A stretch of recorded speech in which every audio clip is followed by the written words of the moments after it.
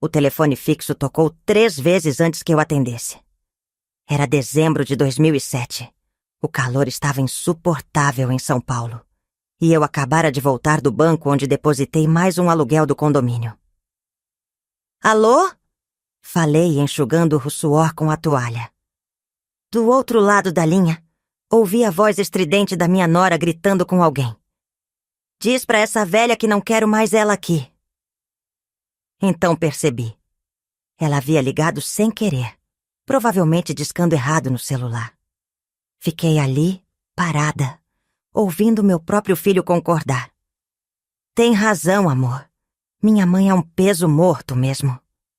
Naquele momento, com o cheiro de jasmim entrando pela janela e o barulho do ventilador cortando o silêncio, descobri que minha família me considerava um estorvo dispensável.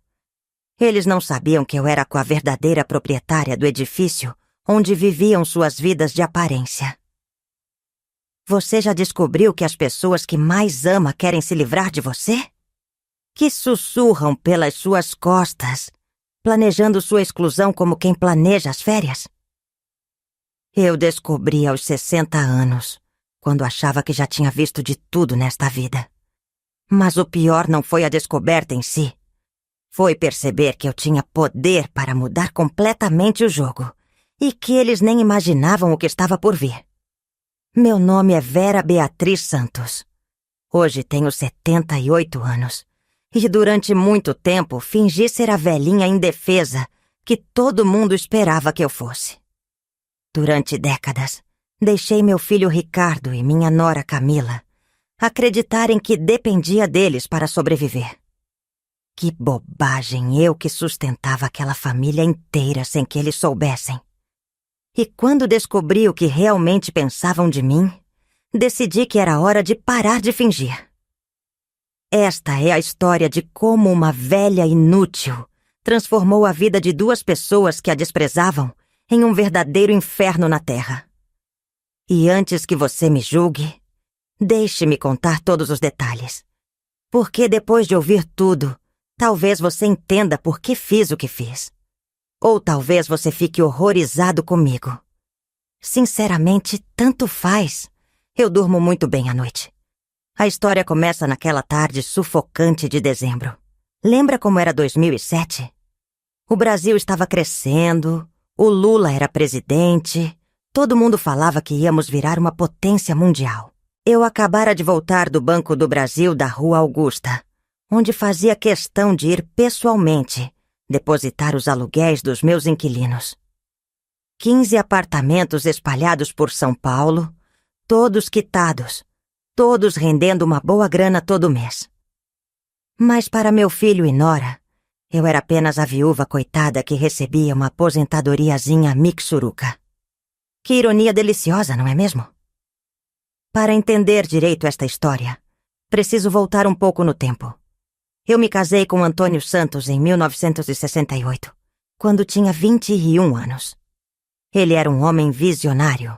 Trabalhava como corretor de imóveis numa época em que São Paulo estava explodindo de crescimento. Nos anos 70 e 80, compramos apartamento por apartamento, sempre em locais estratégicos. Mooca, Tatuapé, Vila Prudente, bairros que todo mundo achava que eram fim de mundo na época. Antônio morreu em 1995, de infarto. Eu tinha 48 anos e poderia ter me casado de novo, mas decidi que não precisava de mais ninguém. Tinha meu patrimônio, meu filho Ricardo e, em teoria, um futuro tranquilo pela frente. O que eu não esperava era que o próprio filho se tornaria meu maior desgosto. Ricardo sempre foi um menino mimado. Quando adolescente, tinha vergonha de morar na Muca. Queria andar com os filhos dos ricos, frequentar os lugares chiques. Eu e Antônio demos o melhor para ele. Escola particular, cursinho caro, faculdade de administração na PUC. Pensávamos que ele entenderia o valor do trabalho, que assumiria os negócios da família com responsabilidade. Que ingenuidade a nossa! Depois que se formou, Ricardo conheceu Camila numa festa em Pinheiros. Ela era filha de um dentista aposentado e uma professora. Tinha aquele jeitinho de classe média educada, que impressiona quem quer subir na vida.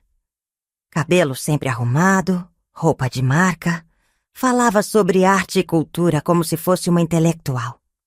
Na verdade, era apenas uma garota insegura que queria desesperadamente parecer superior às suas origens. Quando se casaram em 2001, eu decidi presenteá-los com um apartamento. Não qualquer apartamento. Um lindo 3 quartos no Jardim Anália Franco, numa das torres mais novas do bairro. Reformado, mobiliado, tudo do bom e do melhor.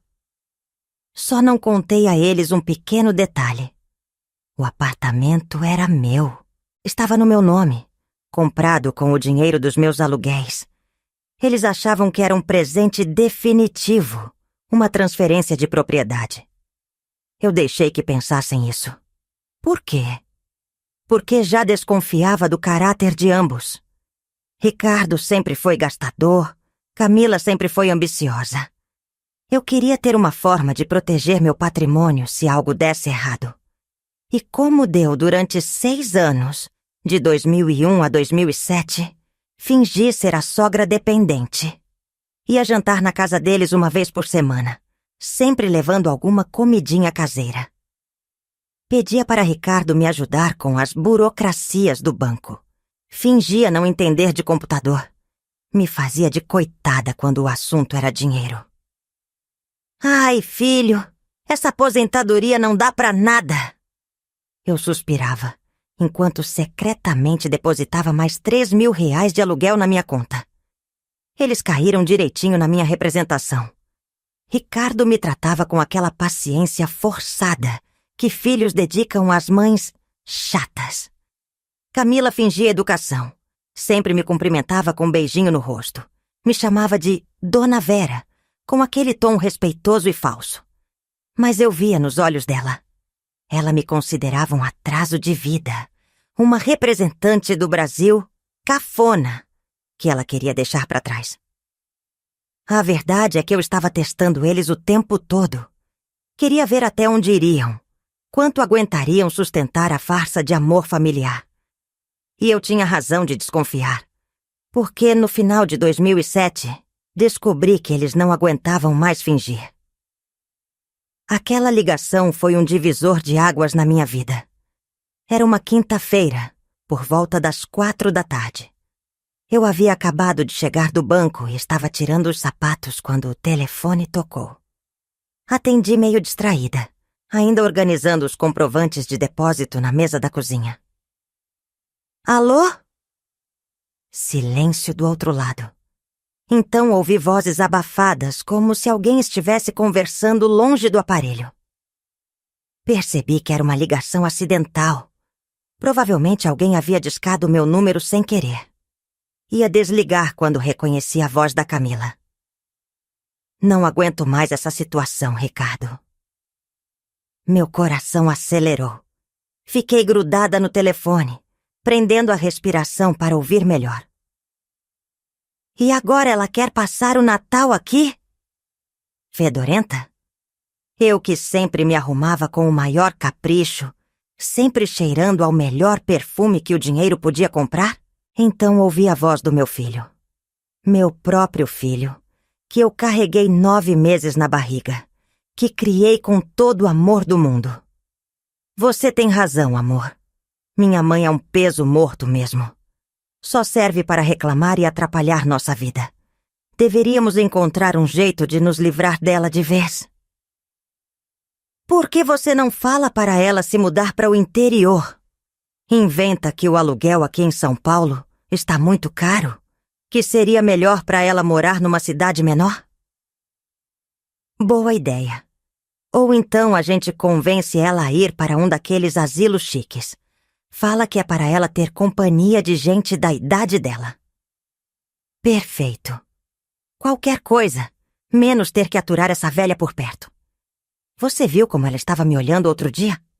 Com aquela cara de desaprovação, como se eu não fosse boa o bastante para você. Esquece ela, Camila. Minha mãe é do tempo das cavernas. Não entende como o mundo funciona hoje. A gente só precisa ter paciência até conseguir se livrar dela sem criar muito drama. Fiquei ali parada, com o telefone na mão, sentindo meu mundo desabar. Não era só a crueldade das palavras. Era a frieza, a naturalidade com que planejavam minha exclusão. Como se eu fosse um móvel velho que precisava ser descartado. Desliguei o telefone devagar, em silêncio. Não queria que percebessem que eu havia escutado tudo. Precisa ter controle, Vera, pensei comigo mesma. Precisa pensar com calma. Sentei na poltrona da sala e fiquei olhando pela janela. Lá embaixo, a vida seguia normal na Rua Vergueiro. Carros passando, pessoas andando na calçada, ambulantes vendendo água de coco na esquina. O mundo continuava girando, mas algo dentro de mim havia mudado para sempre. Nos dias seguintes, fiz o que qualquer pessoa inteligente faria. Fingi que nada tinha acontecido. Continuei com minha rotina normal, mas agora observando tudo com olhos diferentes. Era como se tivesse colocado óculos novos e finalmente enxergasse a realidade com clareza. Na sexta-feira, liguei para Ricardo como sempre fazia. Oi, filho. Tudo bem? Pensei em passar aí no sábado para levar aquele bolo de cenoura que você gosta. Do outro lado da linha, percebi a hesitação. Uma pausa pequena, mas significativa. Ah, mãe, sábado não vai dar, não. A Camila está meio indisposta, sabe como é. Mentira número 1. Eu sabia que eles iam ao shopping aos sábados. Era a rotina religiosa do casal. Que pena! E domingo? Domingo também não. A gente combinou de almoçar na casa dos pais da Camila. Mentira número 2. Os pais da Camila moravam em Santos e eles só visitavam uma vez por mês, sempre no último domingo. Tudo bem, filho. Então deixa pra semana que vem. É, mãe. Semana que vem a gente se vê. Desliguei o telefone e sorri. Não um sorriso de alegria. Um sorriso frio, calculista. Se queriam jogar esse jogo, eu ia jogar também. Só que eu tinha cartas na manga que eles nem imaginavam. Durante as próximas semanas, comecei minha investigação discreta. Primeira parada. O prédio onde eles moravam. Conversei com Dona Conceição, a síndica, uma mulher fofoqueira que adorava um bate-papo. Dona Vera, como vai a senhora? Bem, Dona Conceição, vim trazer umas coisinhas para o Ricardo. O Ando tinha sorte. Como é que sustentavam esse padrão de vida? Saí dali com várias perguntas na cabeça. Durante a semana, fiz questão de observar mais detalhes. Numa quinta-feira, fingi que estava passando pelo bairro deles por acaso e vi o Civic estacionado na garagem. Branco, novinho, com aquele cheiro de carro 0 quilômetro ainda. Então tive uma ideia. Liguei para meu sobrinho Carlos, que trabalha no Detran, e pedi um favor. Tio, preciso verificar uma coisa. Pode me dar informações sobre um carro? Claro, tia Vera. Qual a placa? Passei a placa do Civic e esperei. 2 dias depois, Carlos me ligou com as informações. Tia, achei aqui. O carro está no nome da Camila Santos, comprado em setembro deste ano. Valor declarado, R$55 mil. R$55 mil. E como foi comprado, Carlos? Financiado? Não, tia. Compra à vista. Dinheiro limpo. Desliguei o telefone intrigada. De onde tinha saído tanto dinheiro? Comecei a juntar as peças do quebra-cabeça. Viagens caras, reformas luxuosas, carro novo, restaurantes chiques. Onde estava o dinheiro para tudo isso? A resposta veio de onde eu menos esperava. Era início de janeiro de 2008. E eu estava organizando meus documentos quando encontrei uma carta que havia chegado em dezembro, mas que eu não havia aberto. Era do banco, comunicando sobre um empréstimo. Abri a carta sem dar muita importância, pensando que fosse propaganda. Mas quando li o conteúdo, quase caí da cadeira. Informamos que o empréstimo no valor de R$50 mil, foi aprovado tendo como garantia o imóvel situado na Rua Professor Pedreira, 145, apartamento 73, Jardim Anália Franco. O apartamento onde Ricardo e Camila moravam. Mas como? Se o apartamento estava no meu nome, como conseguiram fazer empréstimo com ele? A resposta era simples. Eu mesma havia facilitado a trapaça anos atrás. Quando dei as chaves para eles, também entreguei uma cópia de todos os documentos para facilitar questões como manutenção e condomínio. Ricardo tinha procuração para assinar em meu nome em situações específicas. Procuração que ele claramente estava usando indevidamente. Fiquei uma semana digerindo essa informação. Depois resolvi investigar mais fundo. Liguei para Dona Conceição novamente. Dona Conceição, a senhora sabe se o Ricardo e a Camila estão bem de saúde? Faz tempo que não vejo eles. Bem, estão ótimos. Inclusive encontrei com eles ontem no mercado, comprando champanhe francês, salmão, umas coisas caríssimas. Falaram que vão dar uma festa de Ano Novo. Festa? Não me falaram nada. Ah, vai ser só para os amigos deles. Gente chique, sabe como é? A Camila comentou que convidou uns médicos, uns advogados, pessoal de classe. Pessoal de classe. E eu, a mãe que sustentava aquela vida toda, não era classe o suficiente para ser convidada. E eles andam muito gastadores ultimamente, né? Nossa, nem me fale. Só marca cara, só lugar caro. Outro dia encontrei a Camila na rua Oscar Freire, saindo de uma loja com um monte de sacola. Falou que tinha comprado umas roupas de grife para a festa. Era óbvio que estavam gastando os R$50 mil do empréstimo, mas eu ainda não entendia como haviam conseguido aprovação. Decidi investigar diretamente no banco. Marquei uma reunião com o gerente, Dr. Rodrigo, que me atendia há anos. Cheguei lá fazendo meu papel de velhinha confusa. Dr. Rodrigo, recebi uma carta sobre um empréstimo, mas acho que houve engano. Eu não pedi empréstimo nenhum. Ele conferiu no sistema e ficou sem graça. Dona Vera, o empréstimo foi solicitado pelo seu filho, Ricardo Santos. Ele apresentou procuração e disse que a senhora precisava do dinheiro para uma cirurgia particular. Cirurgia. Mas ele não me falou nada sobre isso. É que foi tudo muito rápido, Dona Vera. Seu filho disse que era urgente, que a senhora estava com um problema no coração e precisava operar logo. Mostrou até receita médica. Receita médica falsa. A coisa estava ficando séria. E qual é o valor da parcela, Dr. Rodrigo? R$1.200 por mês, Dona Vera. O prazo é de 5 anos. R$1.200 por mês que sairiam da minha conta, já que o apartamento era meu e a responsabilidade também.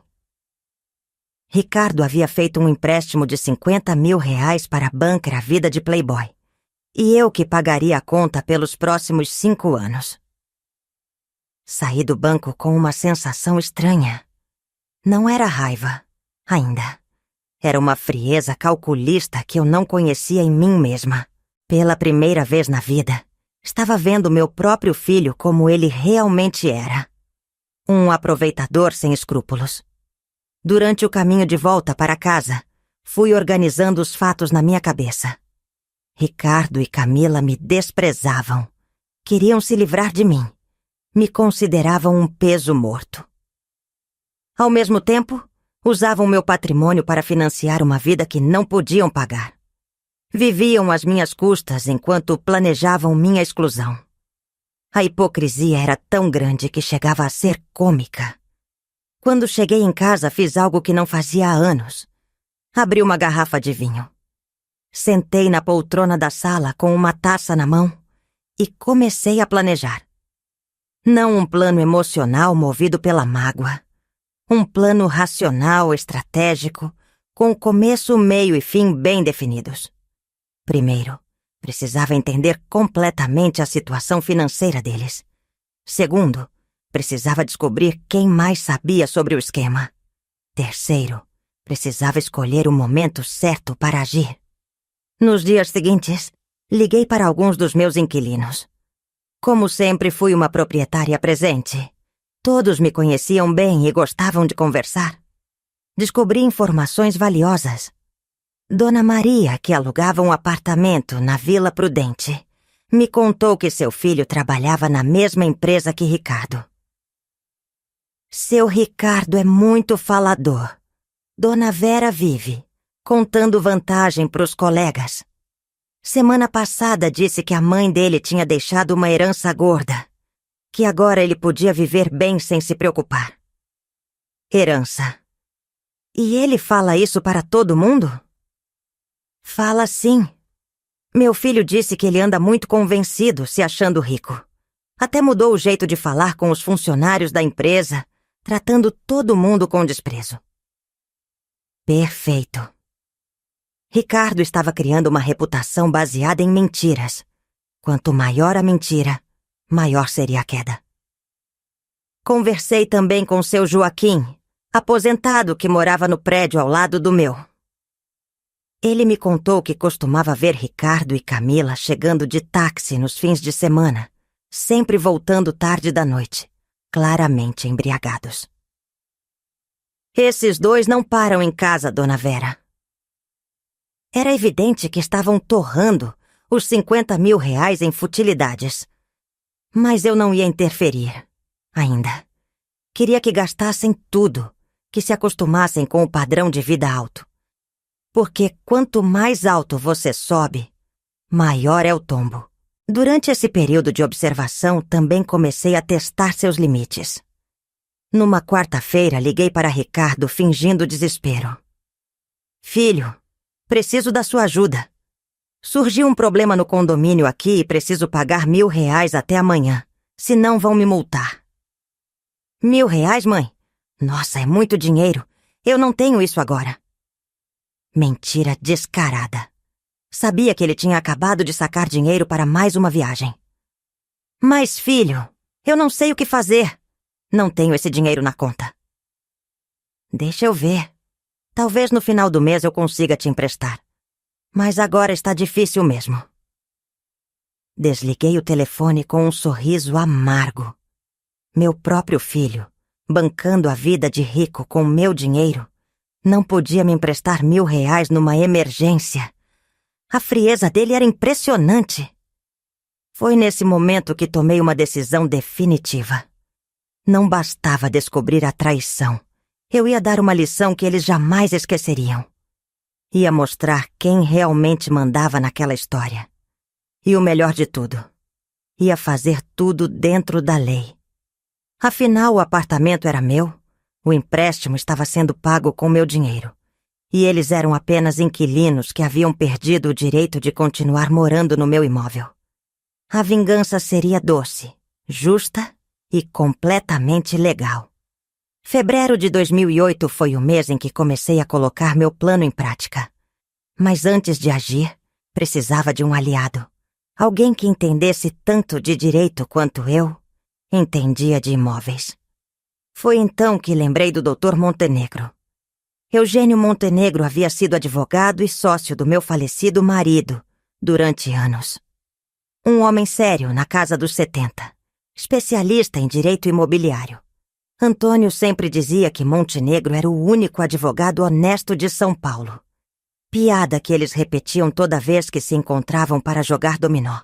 Marquei um encontro com ele num café no centro, perto do escritório onde ainda mantinha alguns clientes. Montenegro chegou pontualmente às 15h, elegante como sempre, de terno cinza e gravata bordô. Vera, que prazer revê-la. Como você está? Bem, doutor Montenegro. Na verdade, preciso de um conselho jurídico. É sobre uma situação delicada. Contei tudo para ele. A descoberta da traição, o empréstimo feito às minhas custas, Os gastos exorbitantes, o desprezo do meu próprio filho. Montenegro me ouviu em silêncio, fazendo anotações ocasionais, com aquela expressão concentrada que eu me lembrava dos tempos em que visitava o escritório com Antônio. Juridicamente, Vera, você tem todos os direitos do mundo. O apartamento está no seu nome. Eles usaram indevidamente sua procuração. E você pode cancelar essa procuração a qualquer momento. Quanto ao empréstimo, tecnicamente foi uma fraude, já que você não autorizou. E se eu quiser despejá-los? Pode. Mesmo sendo família, eles são inquilinos. Você precisa apenas seguir o processo legal. Notificação extrajudicial, prazo para desocupação e, se necessário, ação de despejo. Quanto tempo leva tudo isso? Se eles saírem voluntariamente, uns 2 meses. Elaborado. Montenegro cuidaria de toda a parte legal, eu cuidaria da parte, digamos, teatral. Porque se eles queriam jogar o jogo da manipulação, eu mostraria como se joga direito. Primeira jogada. Cancelar discretamente a procuração que Ricardo tinha. Fizemos isso numa sexta-feira à tarde, no cartório. Agora ele não podia mais assinar nada em meu nome. Mas eu não contaria isso para ele. Queria ver se tentaria fazer mais alguma maracutaia. Segunda jogada. Começar a apertar o cerco financeiro. Devagar, para eles não perceberem. Como eu sabia que estavam gastando os 50 mil do empréstimo sem nenhuma parcimônia, decidi acelerar o processo de quebra. Liguei para Ricardo numa segunda-feira de manhã. Filho, preciso falar com você sobre uma coisa importante. Pode me encontrar hoje no shopping? Ah, mãe, hoje está difícil. Tenho várias reuniões. É sobre dinheiro, Ricardo. Sobre herança. A mudança no tom foi instantânea. Herança? Que herança, mãe? Preciso acertar umas coisas dos seus documentos. Para quando eu morrer, você entende? Vamos conversar no Burger King do shopping, Anália Franco, às 2 da tarde. Ele aceitou na hora, claro. A palavra herança funcionava como mágica com aquele garoto. O encontro no shopping foi um teste interessante. Cheguei pontualmente às 2, trajando minha melhor roupa de velhinha coitada. Vestido preto simples, bolsa pequena, cabelo penteado de forma conservadora. Ricardo chegou 15 minutos atrasado, usando uma camisa social cara que eu não conhecia e um relógio que certamente custou mais do que ele ganhava em 2 meses. Oi, mãe. Desculpa o atraso. Trânsito terrível. Mentira. Eu havia chegado cedo de propósito e o vi estacionando o Civic novinho 5 minutos antes da hora marcada. Ele simplesmente me fez esperar porque não considerava meu tempo importante. Tudo bem, filho. Que relógio bonito. Ah, esse? A Camila me deu de presente de aniversário. Gostou? Aniversário dele havia sido em novembro. O empréstimo foi aprovado em setembro. Coincidência interessante. Muito bonito. Deve ter custado caro. Não foi tão caro assim. Mentiu, mexendo nervosamente no pulso. Pedimos nossos lanches. Eu peguei um hambúrguer simples. Ele pediu o combo mais caro do cardápio. E comecei minha atuação. Ricardo, estou preocupada com minha situação financeira. A aposentadoria não está dando para muita coisa. Ele fez aquela cara de lá vem ela, que eu conhecia bem. Mãe, a senhora tem que aprender a economizar. Não pode ficar gastando à toa. Gastando à toa? Eu que vivia com o básico enquanto ele torrava 50 mil reais em futilidades?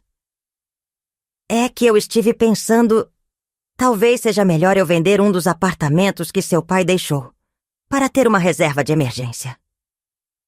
Os olhos dele brilharam. Literalmente brilharam de ganância. Apartamentos? Que apartamentos, mãe? Ah, seu pai comprou alguns imóveis ao longo dos anos. Deixou tudo para mim, mas agora estou pensando em vender 1 ou 2. O problema é que não sei como fazer isso sozinha. A senhora tem quantos apartamentos? Alguns, respondi vagamente. O problema é que são todos alugados. Então é complicado vender. Ricardo ficou em silêncio por alguns segundos, claramente calculando alguma coisa na cabeça. Mãe, se a senhora quiser, eu posso ajudar com isso. Conheço gente do ramo imobiliário, posso facilitar a venda. Claro que podia. Aposto que já estava planejando como ficar com uma comissão. Que bom, filho. Mas não precisa ser urgente. É só para eu saber que tenho essa opção. Mudei de assunto, mas percebi que ele ficou inquieto pelo resto do encontro. A fisgada estava lançada. Agora ele sabia que eu tinha mais bens do que imaginava. Isso ia mexer com a cabeça dele e da Camila. Na semana seguinte, fiz outro teste. Liguei para eles num sábado à noite, fingindo estar com problema de saúde. Ricardo? Filho, estou me sentindo muito mal. Acho que estou com pressão alta. Pressão alta? A senhora mediu? Não tenho aparelho aqui em casa. Será que você pode vir me buscar para ir ao posto de saúde? Silêncio constrangedor. Depois ouvi ele conversando com Camila ao fundo. Mãe, a gente estava saindo agora para um jantar importante.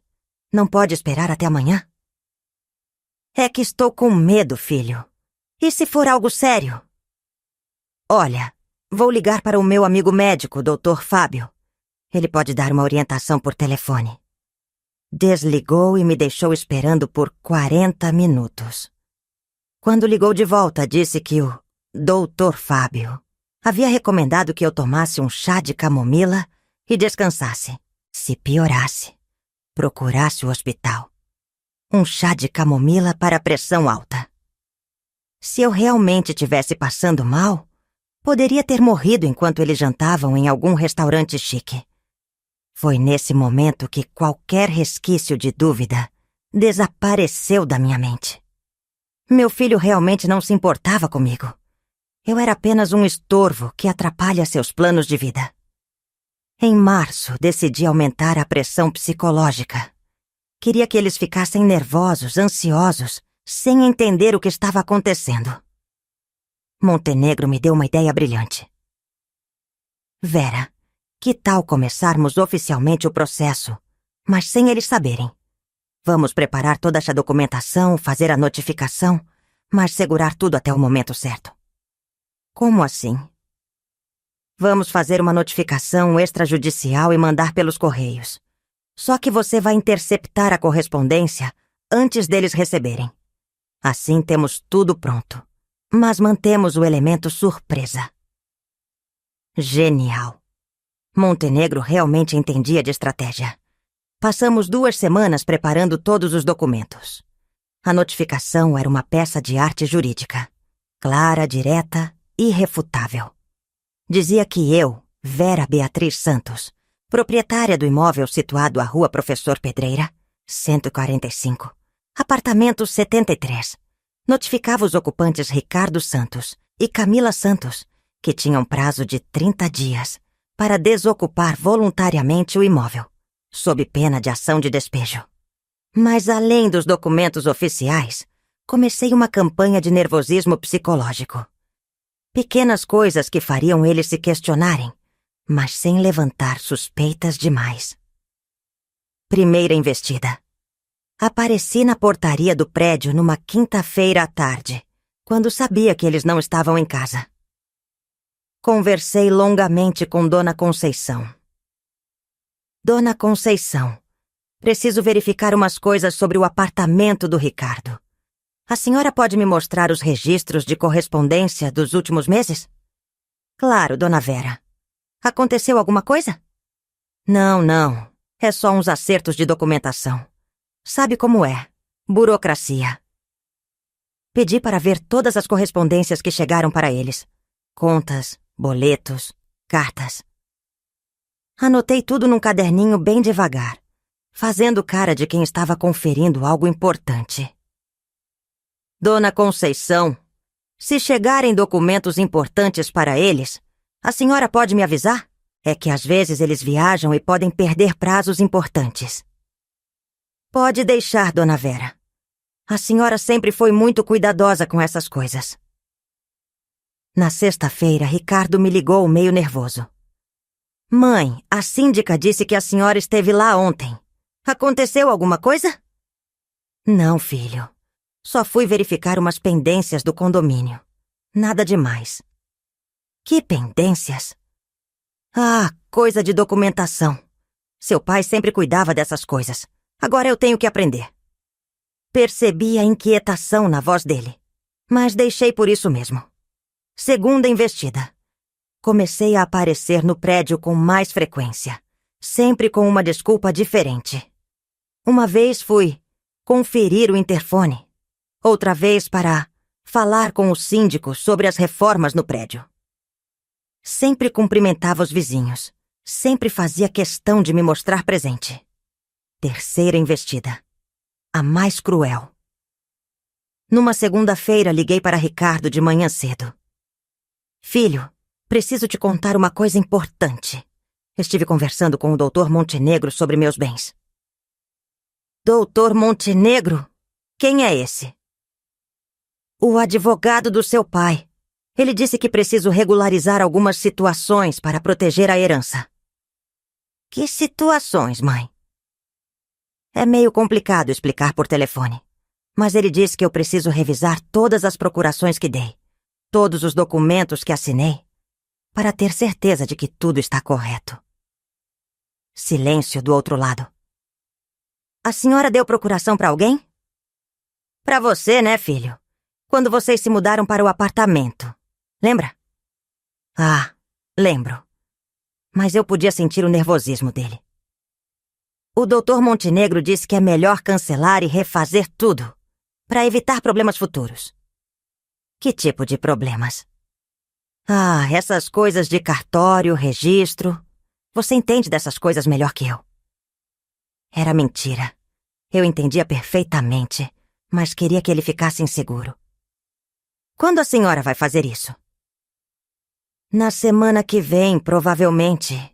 O Dr. Montenegro vai me explicar direitinho como funciona.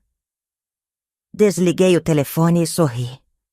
Agora ele sabia que eu estava mexendo em questões legais, revisando documentos, conversando com o advogado. A paranoia começaria a corroer a mente dele. Abril chegou com uma São Paulo ensolarada e eu com todos os documentos prontos. Montenegro havia preparado um dossiê completo. Notificação extrajudicial, ação de despejo, cancelamento de procuração e até uma representação criminal pela falsificação de documento para conseguir o empréstimo. Vera, chegou a hora de decidir. Você quer ir com tudo ou prefere dar uma chance para eles se explicarem? Dr. Montenegro, eles tiveram meses para se explicar. Na verdade, eles tiveram anos para me tratar com respeito. Agora é tarde demais. Então vamos executar o plano na íntegra? Vamos, mas quero fazer isso no momento certo, na frente das pessoas certas. Quero que a humilhação seja proporcional à traição. Escolhi a data. 20 de abril, domingo. Durante o almoço de Páscoa que eles iam dar para os amigos. Contratos de aluguel, procurações, essas coisas. Ele disse que tem apartamento que está sendo usado sem contrato direito. Podia sentir o desespero dele do outro lado da linha.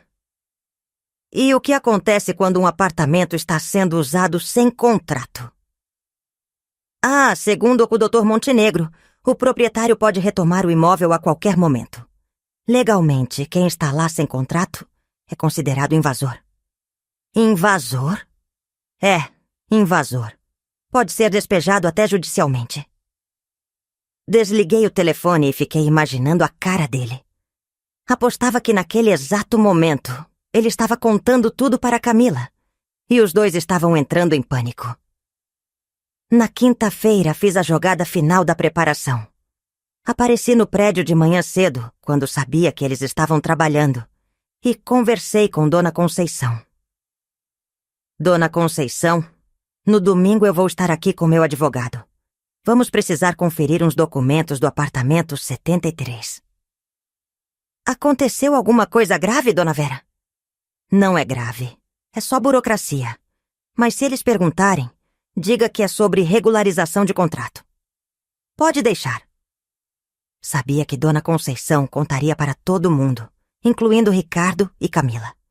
Queria que eles ficassem desesperados durante o fim de semana, imaginando o que ia acontecer.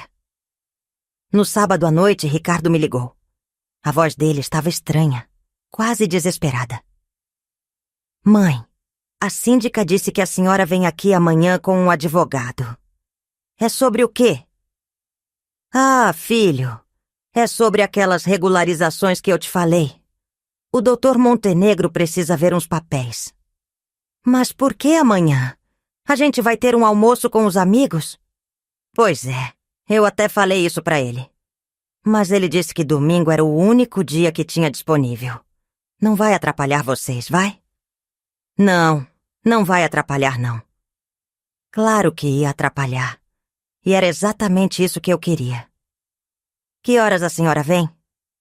Por volta das 2 da tarde, logo depois do almoço de vocês. Tá bom, mãe.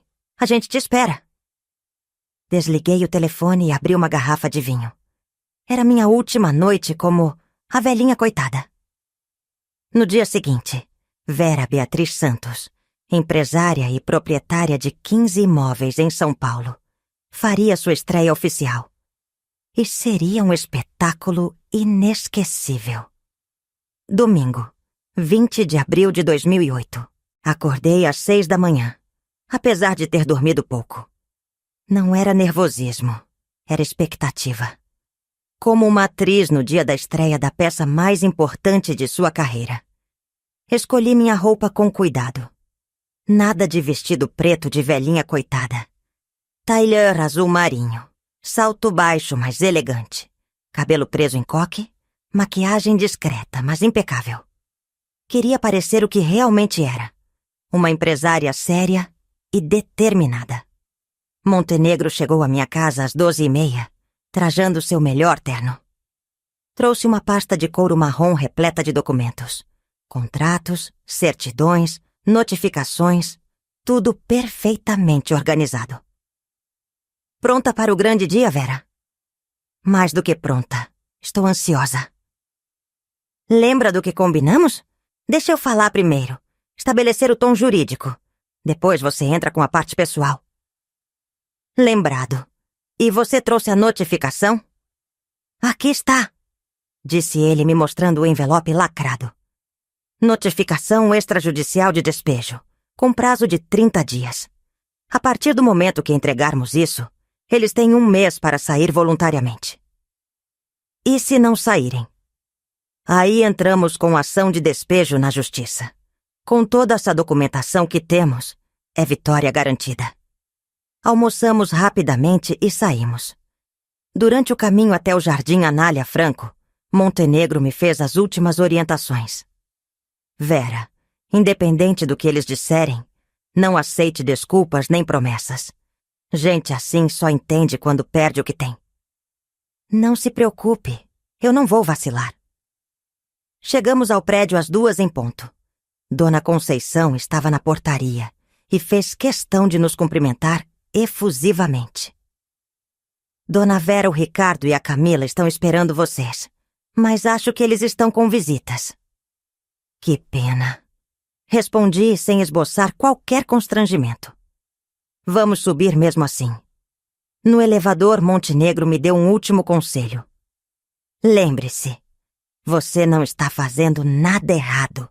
Está apenas exercendo seus direitos de proprietária. Eu sei, e para ser honesta, estou adorando cada segundo disso. Quando tocamos a campainha do apartamento 73, ouvi um burburinho do outro lado da porta. Vozes abafadas, conversas interrompidas, movimento apressado. Camila abriu a porta com um sorriso forçado. Dona Vera, entre. Olhei ao redor da sala e quase ri. 6 pessoas elegantemente vestidas, sentadas ao redor da mesa de jantar, com cara de quem havia sido interrompido no meio de uma conversa animada. Pratos caros, taças de cristal, uma garrafa de champanhe francesa no balde de gelo. Tudo pago com meus 50.000 reais. Camila, estes são meus amigos, disse Ricardo, levantando-se nervosamente. Pessoal, esta é minha mãe, Dona Vera. Cumprimentei todos educadamente, mas sem calor. Montenegro permaneceu sério e formal, causando um clima estranho na sala. Filho, posso falar com você e a Camila em particular? É sobre aqueles documentos que eu mencionei. Agora, mãe, a gente está com visitas. É importante, Ricardo. Não vai demorar. Os convidados se entreolharam desconfortavelmente. Uma mulher loira, que eu descobriria depois ser esposa de um médico, sussurrou algo para o marido. Um rapaz de óculos que parecia advogado observava Montenegro com curiosidade profissional. Pessoal, vocês podem ficar à vontade, disse Camila claramente constrangida. A gente resolve isso rapidinho. Fomos para o quarto do casal.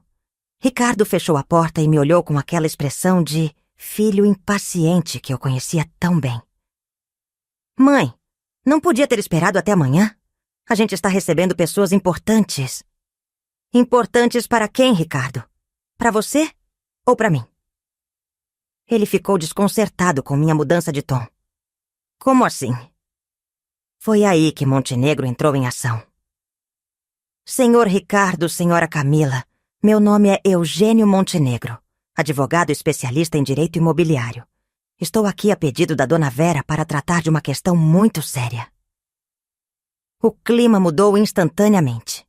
Camila empalideceu. Ricardo engoliu em seco. Que questão? Perguntou Camila, tentando manter a compostura.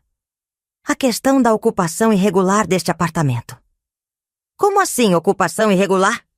Explodiu Ricardo. Este apartamento foi presente da minha mãe quando eu me casei. Montenegro olhou para mim e fez um sinal discreto. Era minha vez. Não, Ricardo. Não foi presente. Foi empréstimo. Empréstimo? Este apartamento nunca saiu do meu nome. Vocês apenas receberam autorização para morar aqui. Autorização que estou revogando hoje. O silêncio que se seguiu foi ensurdecedor. Ricardo e Camila me olhavam como se estivessem vendo um fantasma. Mãe, o que a senhora está falando? Claro que foi presente. A senhora mesmo disse. Eu disse que vocês podiam morar aqui. Nunca disse que o apartamento seria de vocês. Montenegro abriu sua pasta e retirou uma certidão de registro do imóvel. Como podem ver neste documento, o apartamento 73 da Rua Professor Pedreira está registrado em nome de Vera Beatriz Santos, desde 2001. Nunca houve transferência de propriedade. Camila estava quase em choque. Mas a gente fez reformas, comprou móveis, fez a vida toda aqui. Com que dinheiro, Camila? Perguntei, deixando minha voz ficar mais fria. Com o dinheiro do empréstimo que vocês fizeram usando este apartamento como garantia?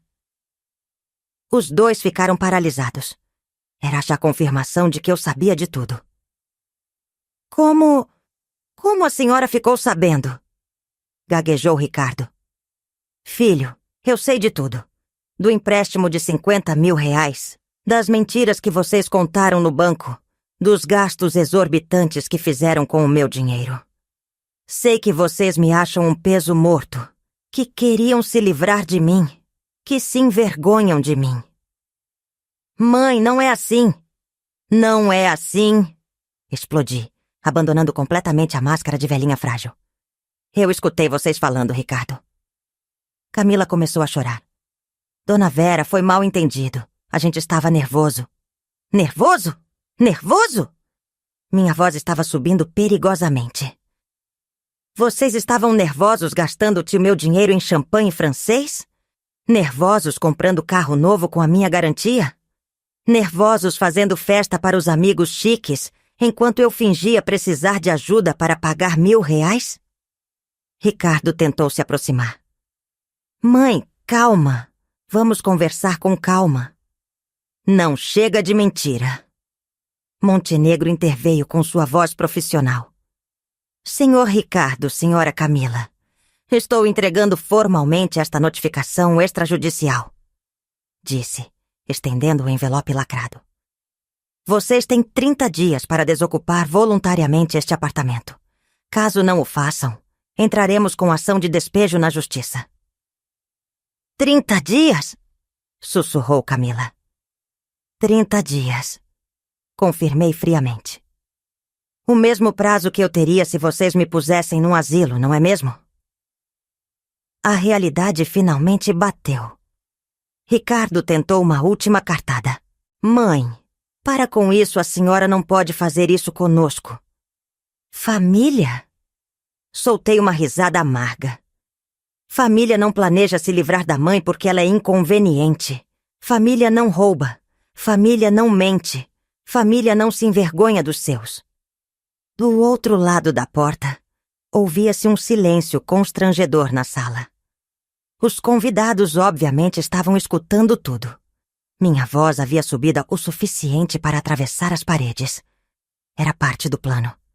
Eu queria que todo mundo soubesse. E agora, o que vocês vão fazer? Perguntei, cruzando os braços. Vão contar para os seus amigos chiques que a velha fedorenta é, na verdade, a proprietária do apartamento?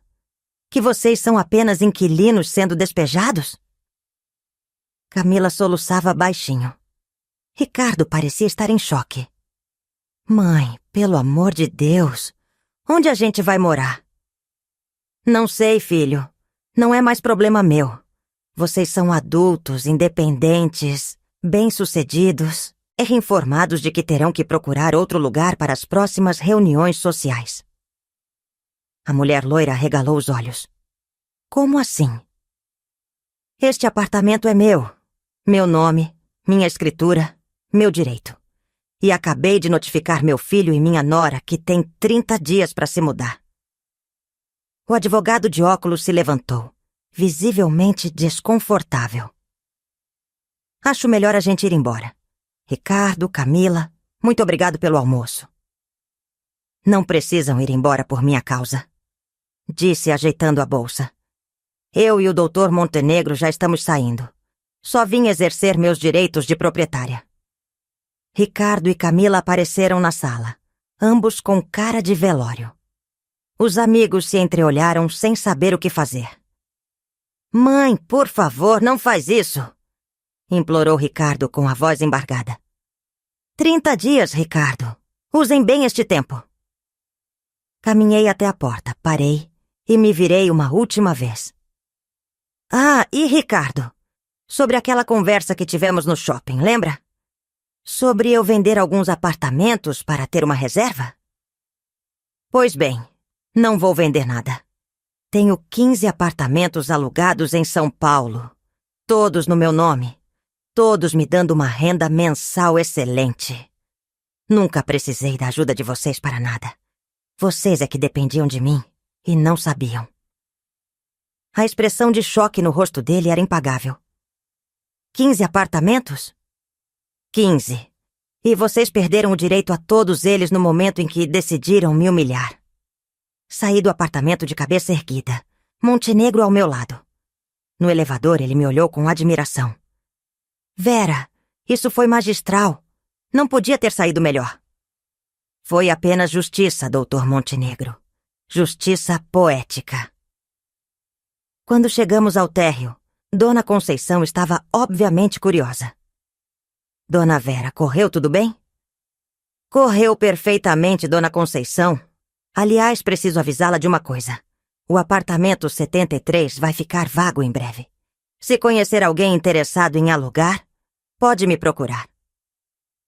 Vago? Mas o Ricardo e a Camila vão se mudar. Questão familiar, a senhora entende. Saímos do prédio e caminhamos até o carro de Montenegro. Apenas quando entrei no banco do passageiro é que a emoção me atingiu. Não era tristeza, era uma sensação de alívio profundo, como se tivesse carregado um peso enorme nas costas durante anos e finalmente pudesse se livrar dele. Como se sente? Perguntou Montenegro ligando-se o motor. Livre.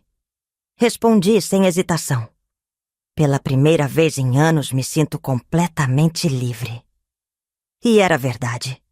A velhinha coitada havia morrido naquele apartamento. Em seu lugar nascera uma mulher que jamais permitiria ser desrespeitada novamente. A vingança estava apenas começando.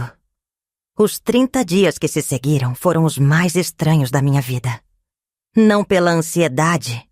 Eu sabia que Ricardo e Camila não tinham escolha senão sair. Mas pela sensação contraditória que tomou conta de mim. Era como se tivesse vencido uma guerra, mas perdido algo importante no processo. Durante a primeira semana após o confronto, eles tentaram de tudo. Ricardo me ligava todos os dias, ora implorando perdão, ora tentando negociar.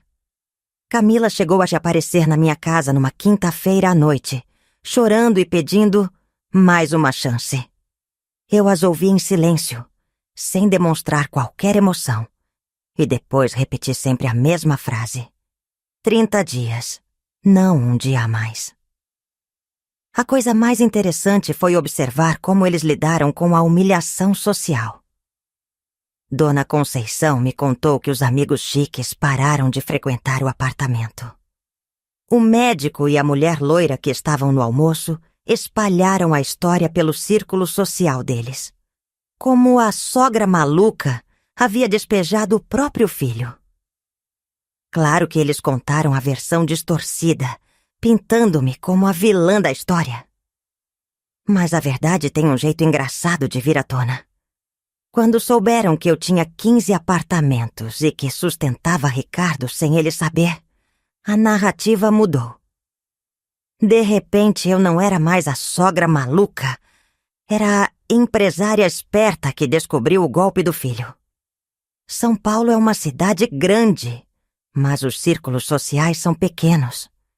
Em 2 semanas, todo mundo nos bairros de classe média já estava comentando o caso. E a opinião popular não estava do lado deles. Ricardo tentou uma última cartada desesperada. No 18º dia, apareceu na minha casa com uma proposta. Mãe, a gente pode morar num apartamento menor. A senhora tem outros imóveis, né? Aluga um para a gente por um preço camarada. E prometo que vamos mudar completamente.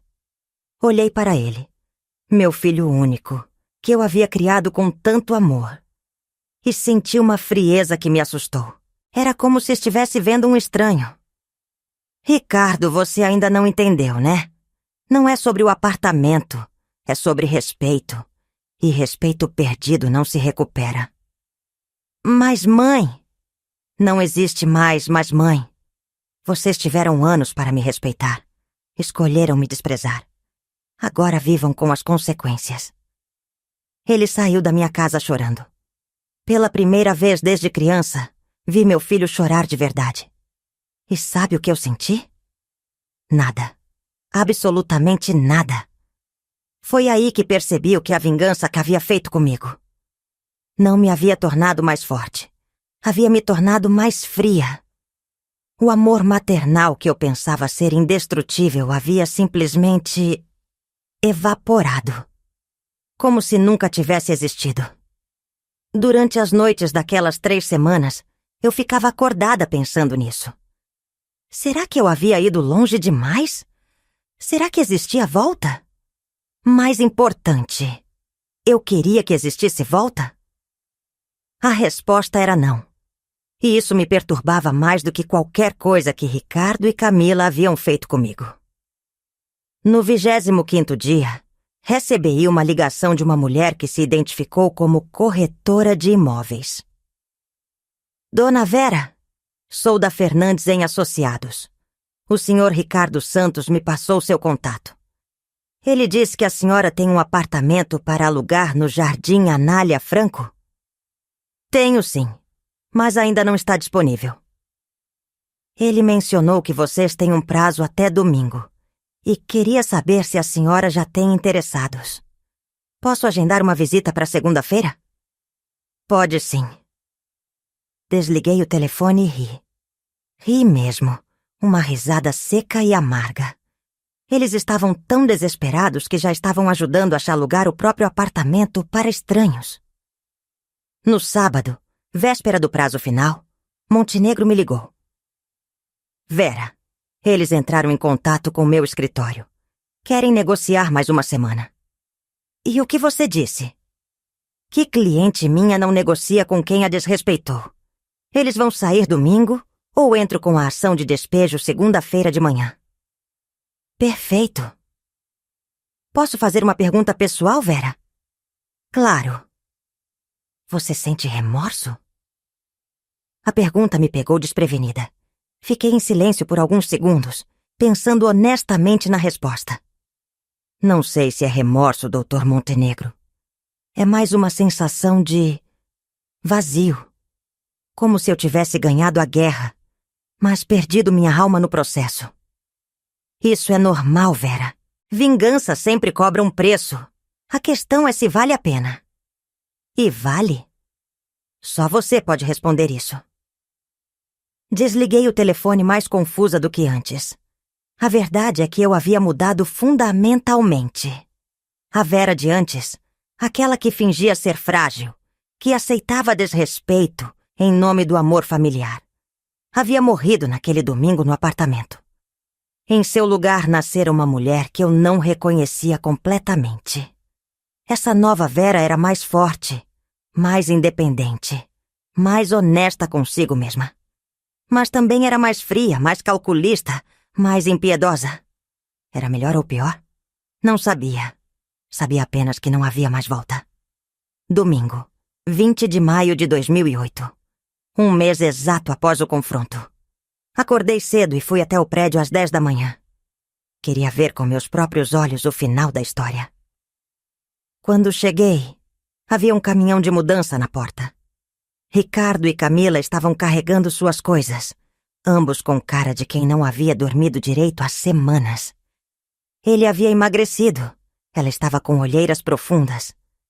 Fiquei ali parada na calçada, observando. Não senti satisfação vendo o sofrimento deles, mas também não senti pena. Era como assistir um filme sobre a vida de outras pessoas.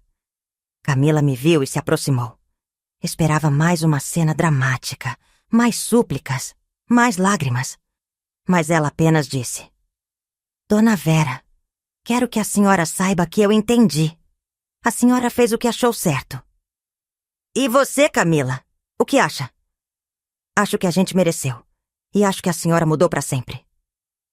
Ela estava certa. Eu havia mudado para sempre. E pela primeira vez desde o início de tudo, não sabia se isso era bom ou ruim. Hoje, 17 anos depois, aos 78 anos, posso dizer que vivi duas vidas diferentes. A primeira terminou naquele dezembro de 2007, quando descobri o que minha família realmente pensava de mim. A segunda começou naquele abril de 2008, quando decidi que nunca mais seria desrespeitada. A segunda vida foi mais próspera, mais independente, mais honesta. Assumi publicamente meus negócios, expandi o meu patrimônio, me tornei respeitada no mercado imobiliário. Nunca mais fingi ser frágil, nunca mais dependi de ninguém, nunca mais aceitei migalhas emocionais. Mas também foi uma vida mais solitária. Ricardo e Camila se mudaram para um apartamento de 2 quartos na Vila Matilde. Ele mudou de emprego 3 vezes nos anos seguintes, sempre ganhando menos do que precisava para manter o padrão de vida anterior. Ela voltou a dar aulas de inglês em cursinho, numa salinha apertada no centro da cidade. O empréstimo de R$50 mil virou uma bola de neve. Sem conseguir pagar as parcelas de R$1.200, entraram no Serasa, tiveram o nome sujo, perderam acesso a crédito. O carro novo foi retomado pelo banco. Tiveram que se desfazer dos móveis caros, das roupas de grife, do estilo de vida que tanto valorizavam. Em 2010, Ricardo tentou se aproximar novamente. Apareceu na minha casa numa tarde de domingo, humilde e arrependido. Mãe, eu aprendi a lição. Aprendi mesmo. Será que não podemos tentar reconstruir nossa relação? Olhei para ele, mais magro, mais cansado, com algumas rugas que não estavam lá antes, e senti nada. Nem raiva, nem pena, nem amor. Era como se estivesse olhando para um vizinho educado. Ricardo, o que você quer exatamente? Quero minha mãe de volta. Sua mãe morreu em abril de 2008. Eu sou outra pessoa. Mas as pessoas podem mudar, né? Eu mudei. Você pode mudar também. Eu já mudei e não pretendo mudar de novo. Ele saiu daquela vez sem insistir. Nas 2 ou 3 vezes que se encontraram depois disso, casamentos de primos distantes, velório de parentes, conversamos educadamente, como conhecidos cordiais. Nada mais. Camila nunca mais tentou contato direto. Quando nos esbarramos no shopping ou na rua, ela baixa os olhos e acelera o passo. Acho que tem medo de mim. Ou vergonha. Talvez os dois. Em 2015, soube por terceiros que eles se separaram. A pressão financeira, o rebaixamento social, a humilhação constante, tudo cobrou seu preço. Ricardo voltou a morar sozinho. Camila se casou com um contador mais velho e vive discretamente na Zona Leste. Às vezes me pergunto se deveria sentir pena dele. Se deveria ter dado uma segunda chance. Se deveria ter sido mais maternal, mais compreensiva, mais humana. Mas aí lembro daquela ligação que atendi por acaso. Da frieza nas vozes deles planejando minha exclusão. Do modo como gastaram meu dinheiro enquanto me desprezavam. E a frieza volta. A verdade é que a vingança me ensinou algo importante sobre a natureza humana. Existem traições que não têm perdão. Não porque a pessoa ferida não consegue perdoar, mas porque a pessoa que traiu revelou sua verdadeira face. E algumas faces são feias demais para serem esquecidas. Você que está me ouvindo, provavelmente está se perguntando se eu me arrependo. Se acordar sozinha todos os dias vale a pena. Se viver sem família, sem netos, sem as alegrias pequenas do convívio familiar, compensa a satisfação da vingança. A resposta é complexa. Não me arrependo de ter descoberto a verdade. Não me arrependo de ter parado de fingir ser frágil. Não me arrependo de ter exercido meus direitos de proprietária. Não me arrependo de ter dado uma lição em 2 ingratos que me exploravam. Mas às vezes, durante as madrugadas de insônia, me pergunto quem eu seria hoje se tivesse escolhido o perdão ao invés da vingança. Se tivesse conversado ao invés de atacar. Se tivesse tentado educar ao invés de punir. Seria mais feliz? Provavelmente não. Seria mais respeitada? Definitivamente não. Seria mais amada? Talvez. Mas seria amor verdadeiro ou apenas conveniência disfarçada? Essas são perguntas que não têm resposta. E talvez seja melhor assim. O que posso dizer com certeza é isto. Se você descobrir que as pessoas que mais ama estão te traindo, que te consideram um estorvo, que vivem às suas custas enquanto planejam se livrar de você, tome muito cuidado com a escolha que fizer. Porque qualquer escolha que fizer te mudará para sempre. Se escolher perdoar, pode passar o resto da vida se perguntando se não foi fraco demais, ingênuo demais, maternal demais. Se escolher se vingar, pode passar o resto da vida se perguntando se não foi cruel demais, frio demais, desumano demais. Não existe escolha certa numa situação dessas. Existe apenas a escolha que você consegue viver. Eu consegui viver com a minha. Posso ter perdido um filho, mas ganhei meu autorrespeito. Posso ter perdido uma família, mas ganhei minha dignidade. Posso ter perdido o amor, mas ganhei a admiração. Minha e dos outros. É um trade justo? Você que decida. Só não cometa o erro de achar que existe vingança sem consequências. A vingança sempre cobra um preço. Mesmo quando você vence, você perde alguma coisa. No meu caso, perdi a capacidade de amar incondicionalmente. Perdi a inocência de acreditar que família significa lealdade automática. Perdi a ilusão de que ser boa pessoa garante ser bem tratada.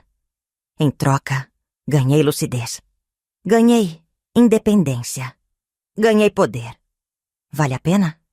Depende do que você valoriza mais na vida. O que sei é que, hoje, aos 78 anos, durmo tranquila todas as noites. Ninguém me rouba, ninguém me desrespeita, ninguém me trata como peso morto. Vivo em paz com minhas escolhas e com suas consequências. E se você acha que isso faz de mim uma pessoa fria, calculista e vingativa, você está certo. Mas também faz de mim uma pessoa que nunca mais será enganada. Pense nisso na próxima vez que decidir trair alguém que confia em você. Porque pode ser que essa pessoa tenha mais poder do que você imagina. E pode ser que ela decida usá-lo. Como eu usei o meu.